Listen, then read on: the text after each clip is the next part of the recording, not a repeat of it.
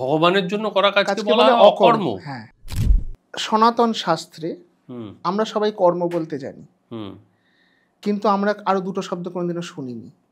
কি কি? একটি হচ্ছে বিকর্ম, একটি হচ্ছে অকর্ম। অকর্মটা শুনেছি। না, সে তো আমরা শুনেছি অকর্মের ঢেকি। হ্যাঁ।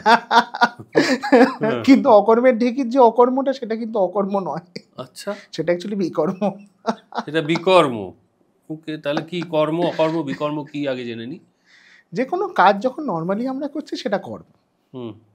সেই কাজটা যদি অ্যান্টি টু দ্য সোসাইটি হয়, নেগেটিভ কাজ হয়, সেগুলো সব বি হয়ে যায়।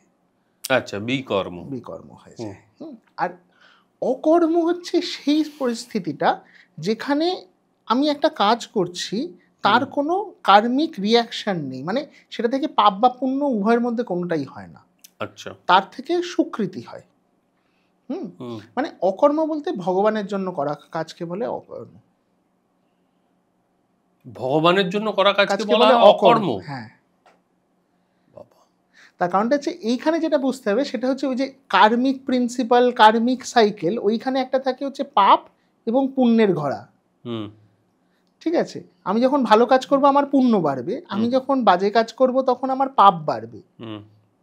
কিন্তু আমি যখন অকর্ম করব তখন উভয়ের মধ্যে কোনোটাতেই কোনো এফেক্ট পড়বে না। আচ্ছা, আমার সুকৃতি বাড়বে। সুকৃতি কি?